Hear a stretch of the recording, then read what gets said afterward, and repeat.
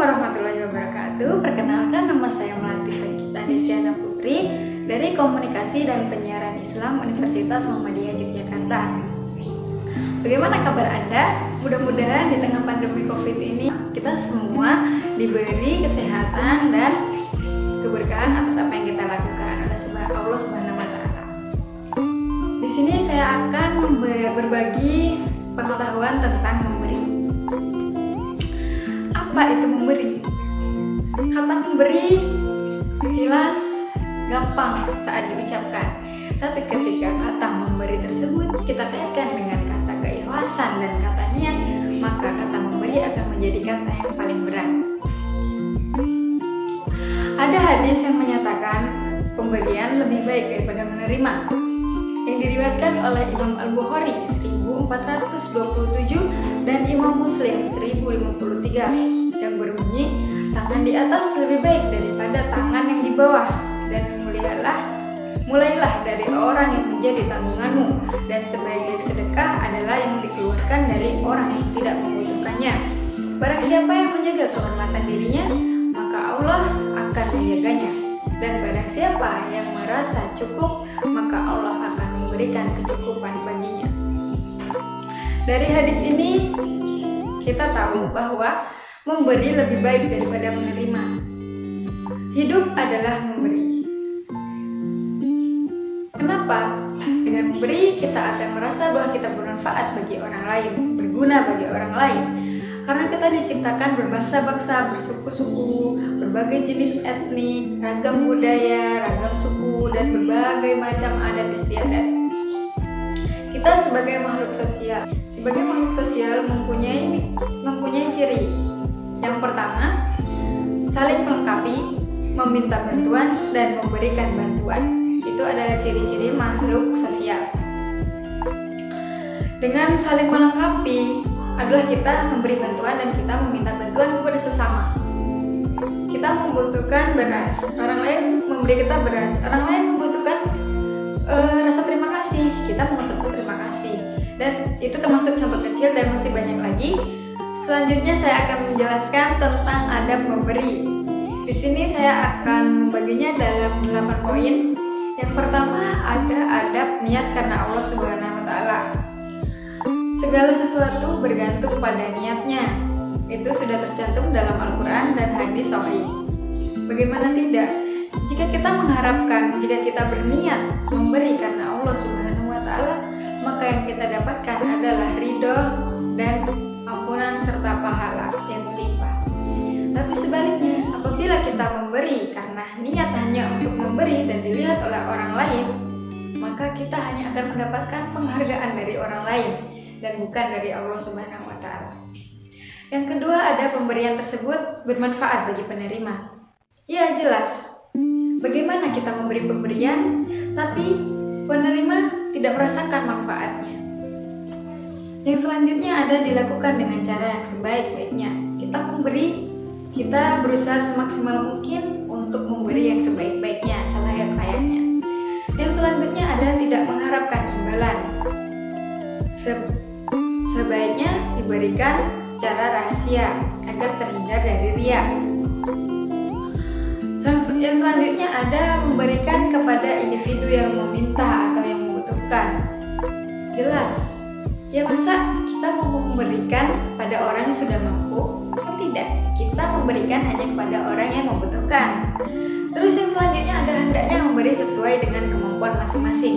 Kita memberi dengan niat dan ikhlas karena Allah Subhanahu wa Ta'ala dan sesuai kemampuan kita. Janganlah kita memberi yang melebihi batas kemampuan kita. Semisal kita tidak punya mobil, tapi kita pengen memberikan teman kita mobil. Nah, itu tidak sesuai kemampuan kita. Yang terakhir ada disunahkan menerima pemberian yang baik dan membalasnya. Apabila kita menerima pemberian yang baik, kita disunahkan untuk membalasnya. Itu tadi ada 8 adab memberi. Sekarang saya akan menjelaskan tentang larangan-larangan memberi menurut agama Allah, yaitu Islam. Yang pertama, memberikan sesuatu yang tidak disukai. Iya, gimana kita memberikan sesuatu yang tidak disukai oleh penerima?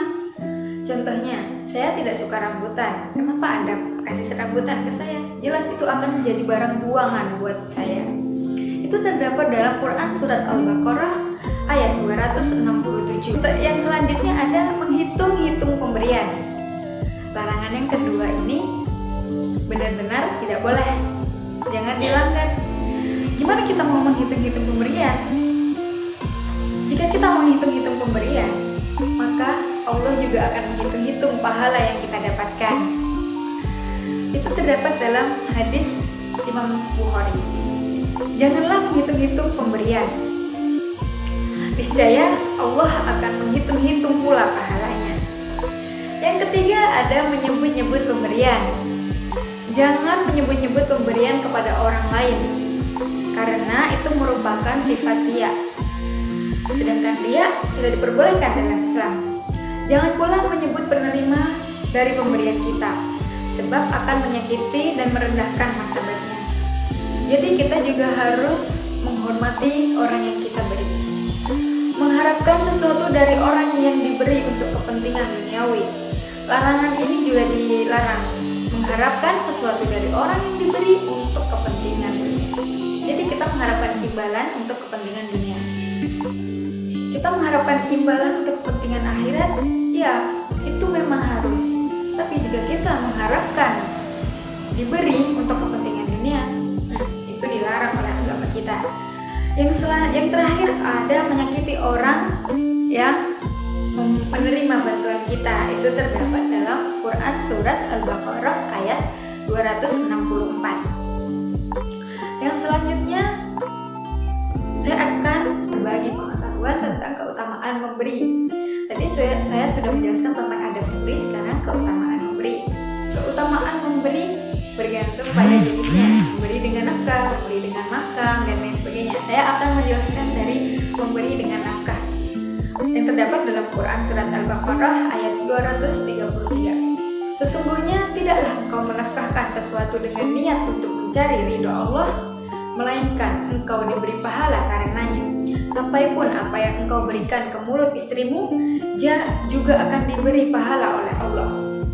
Itu juga diriwayatkan oleh Imam Al-Bukhari nomor 1295 dari Sa'ad bin Abi Waqqas radhiyallahu anhu. Yang selanjutnya adalah memberi dengan makanan. Nabi SAW bersabda, barang siapa yang memberi makan kepada seorang mukmin sehingga dapat mengenyangkan darinya kelaparan, maka Allah akan memasukkannya ke dalam salah satu pintu surga yang tidak dimasuki oleh orang lain kecuali orang yang sepertinya. Hadis riwayat Tabrani. Yang selanjutnya ada memberi dengan nasihat. Nasihat juga termasuk pemberian. Itu terdapat dalam Quran surat Al-Ashr ayat 1 sampai dengan 3. Dan agama adalah nasihat.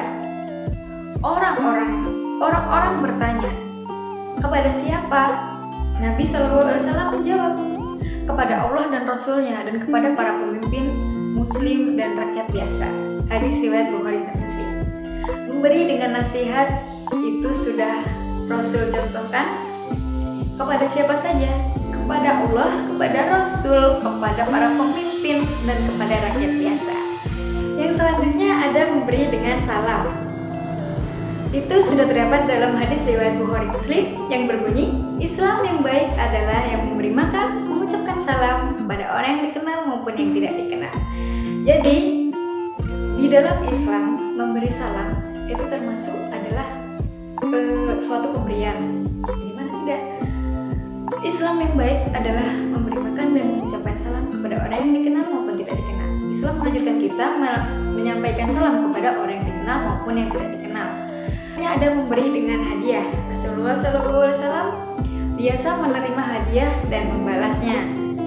Nah, ini terdapat dalam hadis riwayat Al-Bukhari 2558. Jadi kita disunahkan untuk membalas pemberian yang baik.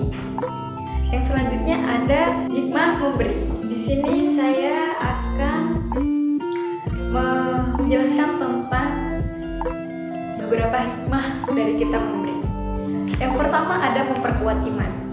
Jelas, kita memberi untuk dapat ridho Allah dan menambah kuat iman. Yang kedua adalah meningkatkan empati sosial, menghindari sikap kikir, menyembuhkan penyakit, meringankan sakaratul maut. Jadi apabila Anda mempunyai penyakit, banyak-banyaklah memberi, banyak-banyaklah bersedekah pada orang yang membutuhkan, karena doa mereka adalah mustajab. Mudah-mudahan, insya Allah. Meringankan sakaratul maut. Jika kita ingin sakaratul maut kita ringan, tidak berat, maka kita dianjurkan untuk memberi. Itu dalam salah satu hikmah memberi. Yang selanjutnya ada mengabulkan hajat. Apabila kita mempunyai keinginan, baiknya kita rajin-rajin untuk bersedekah atau memberi. Menjauhkan dari bencana, memperbanyak rezeki, memperoleh naungan hari kiamat, menghapus dosa, memisah diri dari neraka, dan memperpanjang umur. Dan apabila kalian semua ingin panjang umur, maka rajin-rajinlah dalam beribadah. Ingat kawan, memberi adalah menerima. Kita mengeluarkan, kita juga akan ada pemasukan.